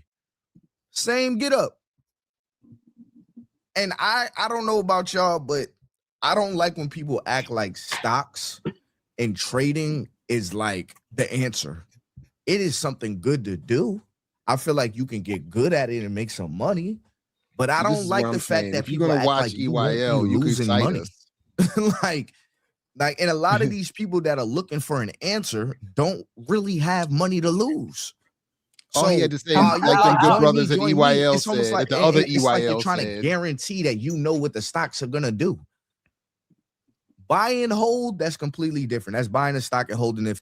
But yeah, that's it. But I think explain to me the logic behind the green jackets, because that's the masters. So and that's racist. That's like racist as fuck. I mean, that's some of the, if you're going to suck a MC, if you're going to bite off of something, why bite some racist shit? Well, you gotta play that next clip first. Play the one where they, because that's the answer. They don't, to your question about the races, they are happy to import the racism. So listen. So they said something about prove me every time. They said something about sustainability, right? Did he say every time? Yep. Yeah. and then you did it again. Okay. Every time.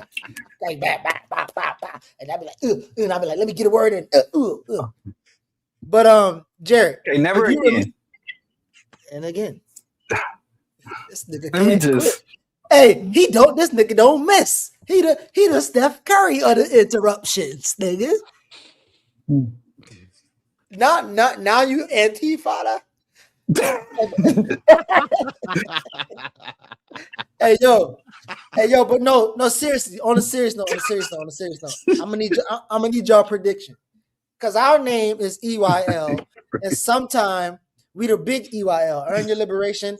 We made our name after whatever, and we made our name with the intent to break the discourse. Hopefully to end them cats. They've been around 6 years, and they could have cited us, but it don't look like they're gonna last much longer. The thing getting rocky. Like y'all think what y'all think? They gonna keep going? You think this is the end? Because when I went there, when I stole my way up to the VIP, 50 Cent said, you can't leave. You got to be a billionaire. I'm gonna be a billionaire, and billionaires, they don't leave their house. They don't come to this shit here, because if you come to this shit here, you might mess around and get sued. Oh, so that's why when you go through the marketplace, the celebrities run through that motherfucker. They armored guard up. Like, you can't. If you watch Lauren London video, she's running through that motherfucker trying to get away from y'all vendors who got a product that y'all want them to take a picture with or say they support your shit. So, but if you remember, we was following this shit since them cats started, even probably before. If you want to be 100, like Jared, actually both of y'all know we've been talking about anti-financial literacy shit for I don't know, 8-10 years. I don't know. But do you remember when they started getting some momentum, and they was like, we could do this, and the white corporations, they don't support us. We filling the building up. And then the next year, Microsoft and then the niggas stop. And once Microsoft start coming, they hot air balloons and we in Africa. And that's probably what they spent Diddy check on. Where that Diddy giant Diddy check? Listen, that's why they can say, listen, black people, we done made enough money off y'all. We not only have a city. Andre's talking about a CBA, community benefits agreement. Andre is not giving you no money. Andre will tell people to go, but Andre wants some of that money. So that's why he said y'all got it backwards. Andre gonna get a CBA. He not gonna give no money to none of the people in the community. He gonna do what he do. He gonna help finish gentrifying West End. The West End Mall is done.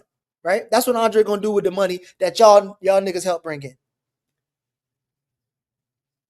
But I believe them niggas is done. Now, done don't mean done like Rashad and Troy ain't gonna go off and make the. But Rashad and Troy, they made it. They like stepped on y'all niggas' neck. All y'all entrepreneurs who try to get your business and you're selling a candle next to the bathroom where nobody's going to pay attention to your kiosk. But he's done. He's done with the blacks. He did everything he needed to do. And Jared, one would call this is political power. Like his economic power got him political power. Now he's moving in with mayors and so. What do y'all think? I'm really wanting you to play that. I'm trying to find. I don't have the video. I just have the. Where is? Because I sent it in our chat. Actually, I'm gonna look at. It's probably on YouTube. This is damning and hilarious. Is this the one here? But here's the thing. No, that's not it. It's not. I did tell you. Every. Go ahead, finish. Oh. Go ahead, Diallo. No. You said every what? I said never again. You say every time. I say never again. Okay. NOI. The Black Jews. Never again. Wow. But here's the thing. They're in their crossover era. Remember the Nation of Islam started letting white folks in? and every group, no matter how black it is, when it gets big enough, they want to cross over. That's for black music. The crossover, they're in their crossover era. What did Honey Pot do? Honey Pot lady said, listen, the Honey Pot lady said she built the business so that she could sell it to white people. She literally said that. She said, I built this brand up so that I can sell it. And it's a revolving door. Remember that we last summer Candace Owens was being black for a whole summer. We got Candace Owens. White folks mentored to us. She was on Breakfast Club and talking about God is great all the time. And she saw that Killer Mike bag. She saw that Killer Mike bag. I think Kanye is black again. Listen, Killer Mike. Right. Killer Mike I think even Cuddly Mike was on NRA doing honky tonk Confederate bullshit, and now he's being black again. So with these ambitious entrepreneurial, I ain't gonna say grifters, but these ambitious entrepreneurial thought leaders, they go back and forth. They sway back and forth. They just go where the money resides. So if y'all want EYL to be black and stay black, give them more money. Geechee. And they won't have to chase white dollars. Pull this video up from the private chat, please, and just scroll to the part where we see EYL talking, because this dude is covering. I need for us to play the from them directly what was said, because it's just more. First of all, we just journalistically to complete the arc of this coverage you've outlined that we've been giving these folks all these years, and to the point that Diallo is just making there. You don't got a timestamp, Jared? It's 8 minutes. No, I just said that's what I'm saying. I just pulled it up because this wasn't the clip I initially sent, so I can't find that. So I just grabbed this. Just scroll, just pull it up on screen, and then you can scroll to the part. It starts right at the beginning, actually, where you can play. You can see they're talking, and we can just play. Okay. All right. Whenever they talk, verify that link before you put it on screen. All right. Okay. Just go back right to the beginning. He starts with them, and you can see them talking. And then you could hear at least. Yeah, go ahead. Some of the dumbest things I've seen online even before the event. Somebody was like, "We have events like this every single week in Atlanta." You're an idiot for saying that. You never did it. But I'm not even on the black thing no more. I never was on the black thing. Not a black event. I seen somebody else that said that, like, it was white people. Yeah, they're qualified to be there. Like, what do you mean? Like, you think I'm gonna cater just to black people just to get torn down by black people? There's gonna be even more white people next year. White folks and never Spanish tear us and the down. Filipinos, of course. Like, I'm done. It's been real. Yeah. What? Yeah. For what? The only thing you're gonna do is criticize it and tear it down. And not pay and want to get it for free anyway. That's us. Rashad. If That black was people it. built this, we can't turn backs on black people. People all inclusive. People will put labels on you that you yourself didn't put on yourself. Oh, You never called it the Black said Investment Conference. You can't turn our back on them. Exactly. Exactly. It's not a Black financial literacy conference. It's a business conference. It's one of the biggest business conferences in the world. Because that's how they minimize you also. Oh, this is one of the biggest.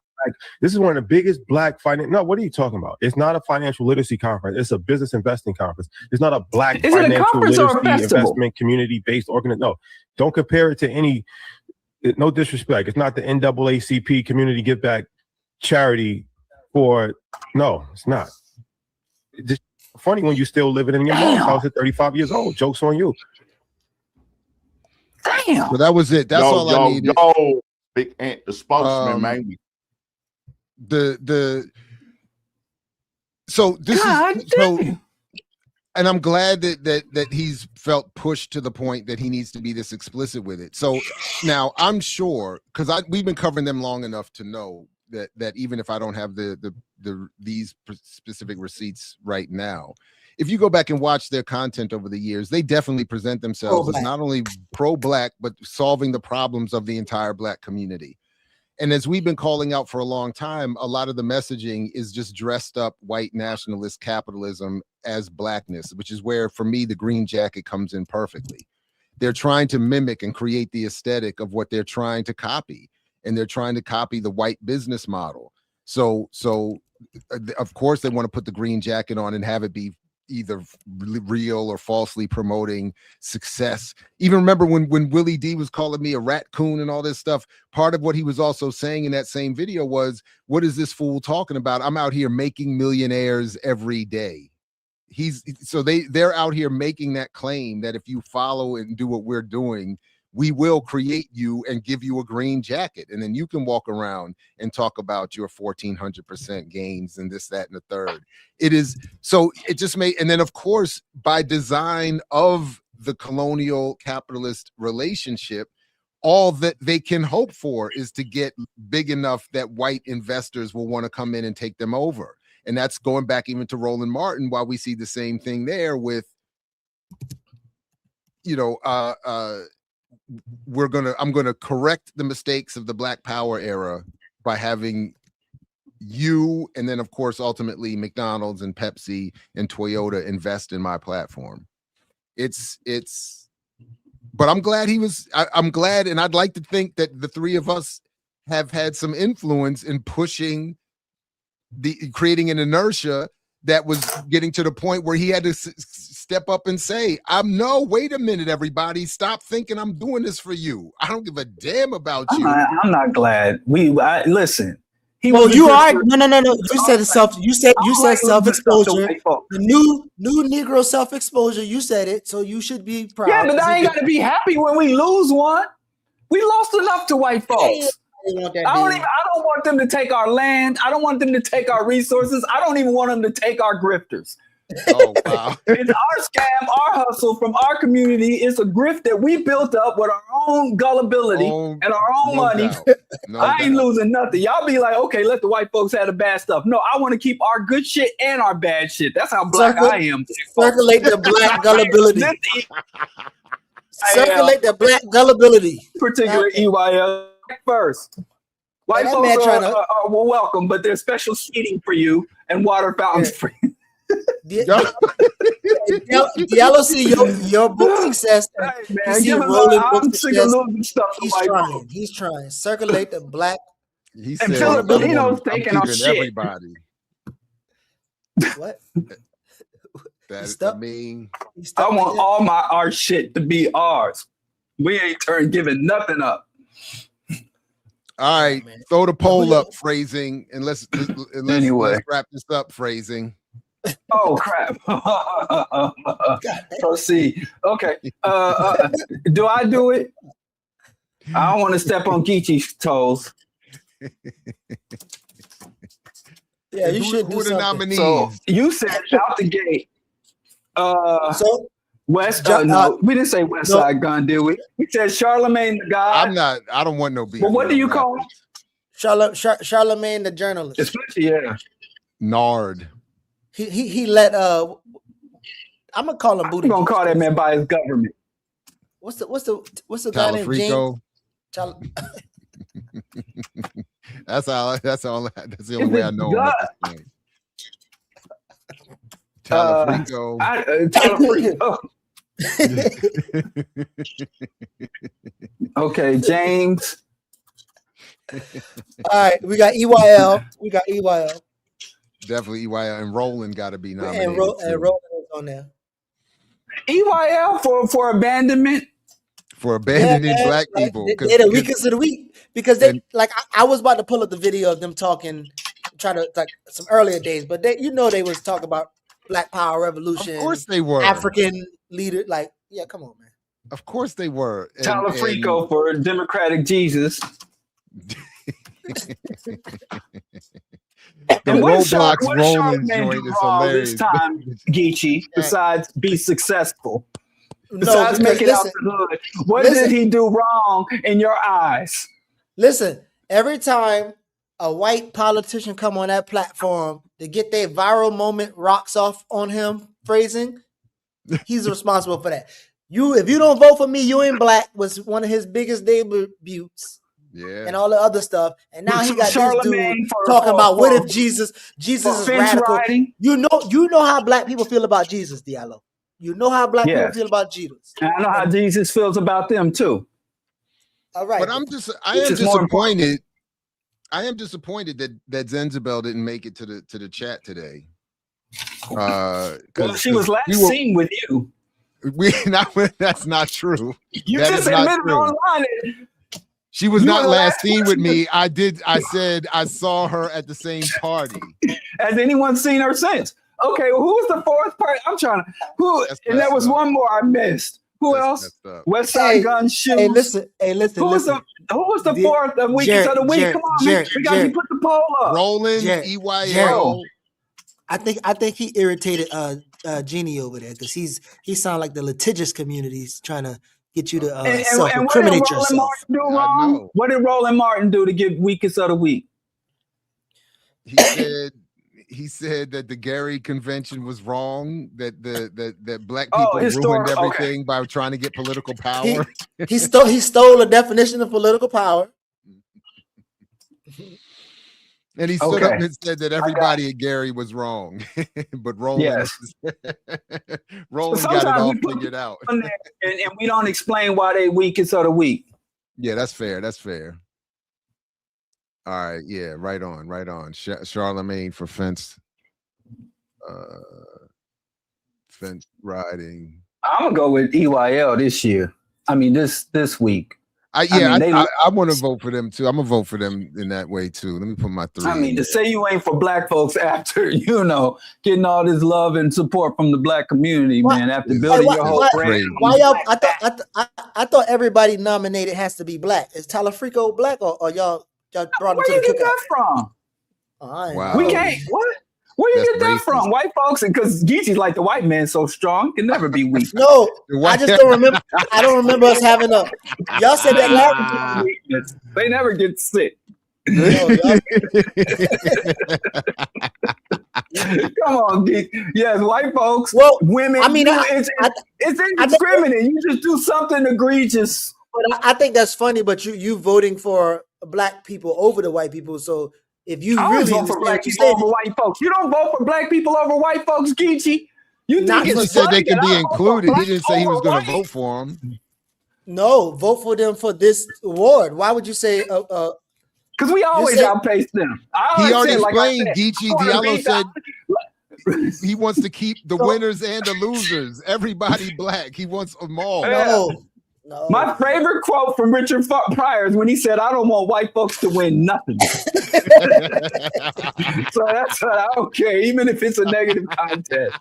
I always vote on black, like Wesley Snipes. So what is it, Geechee? You want the white man you first you said the white man can't even join in. You want to exclude white folks, and now you want them to win. Well, me and you got different tactics. So my tactic is they're gonna be the worst. They're gonna be the biggest threat most of the time. That's what I'm saying. ZZ Lion paying money to say Diallo is right. ZZ Lion must be rich. He paying to say Diallo is right. That is crazy.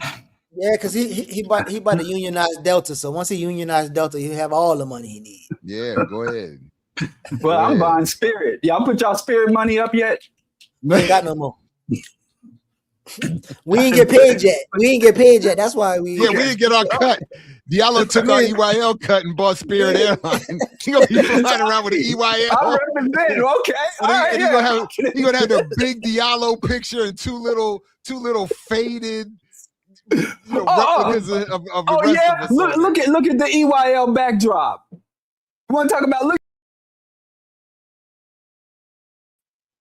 me and GG Clip. So you want to talk about little pictures? Who did that?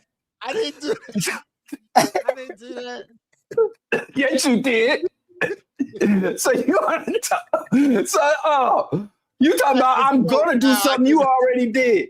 I absolutely did not make the logo, and I know people gonna be all in the comments. Jared made himself the only one on the logo. That's messed up. I mean, Clip light skins can't trust him nowhere. Clip the hell out of us. If not for the glasses, you wouldn't even know it was me up there. Diallo gonna be on his Spirit. I don't know where them fools are. I'm gonna use the EYL thing. I'm gonna use exactly that. Anyway, earn your leisure. Shout out to EYL, man. Man, congratulations, fellas. They stay winning. Oh, where's winning? Even when they abandon black people, they still win. That's when you super win. That's the rhetoric. Let's get out. There you go. Thank you. That's the ultimate victory right there. Earn Your Leisure wins this week's weakest of the week. God. But don't worry. Next week, it resets, and you can everybody, we don't discriminate. You can be a public figure, a private citizen, political, apolitical, right wing, left wing. You do some weirdo bullshit. You got 7 days to get out here and do some weirdo bullshit, and you can get and win and get nominated for weakest of the week. Members in the chat too. That's right. Yeah. Unlike Burkina Faso, this is a democratic. No. This is a democratic. We believe black folks are capable of democracy. Unlike you're not throwing that in at the end. We're gonna have to address that next week. It's democratic. I'm doing some homework this week. I'm not. You're not gonna start at the end. Hey, yo, listen. Maybe we should do that. Maybe if you got a local weakest of the week that you ever want to like escalate, and you could come on. Let us know. Send us the info. But then, hey, we're not gonna be your weapons. You're not gonna weaponize the show. Don't be sending us your cousin. Oh, that's best. It gotta be political. It gotta be political. $15 debt. They didn't give you your change from buying your scratch offs. It has to be something on a larger community scale. It gotta be political. Right. That's it. We got to protect the integrity of the show. Right. And the stature. So don't tell the folks they're gonna be. It's gonna be cousin Rashonda. I gave her 3 bundles, and my red braids was spin as hell. So we don't. That don't make her the weakest of the week. Well done. All right, fellas. I'm punching it. What? Man. I'm the biggest advocate. Anyway, I'm gonna put the thing on the thing. Y'all ready? Yeah, put the thing on the thing. I don't want to cut nobody off every time. Every time. I'm gonna change my name. Hey, listen, brother. This is my old African world order. And you see You how ain't been like, following the care instructions, Geechee. look, you see how the African word ought to get interrupted right there? Because that's how Diallo do me. I'm wearing his brand, but you know the message interrupted because Diallo. So basically, yeah. Shout out to Diallo. All right. I love you, man. There's been a lot of friction on that thing. What you been doing, Geechee?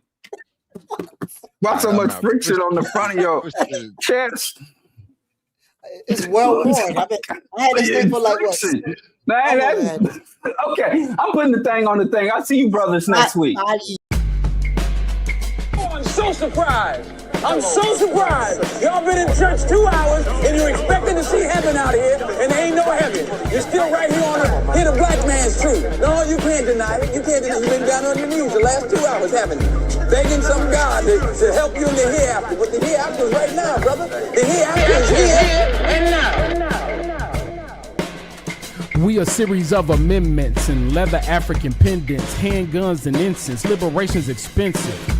Earned by studying love, books and bloods, the crooks and thugs, the capitalist loves. They the enemies of the people because the words written replace where the innocence was. Searching for knowledge to escape what ignorance does. So we earn liberation by rejecting what was. You got to earn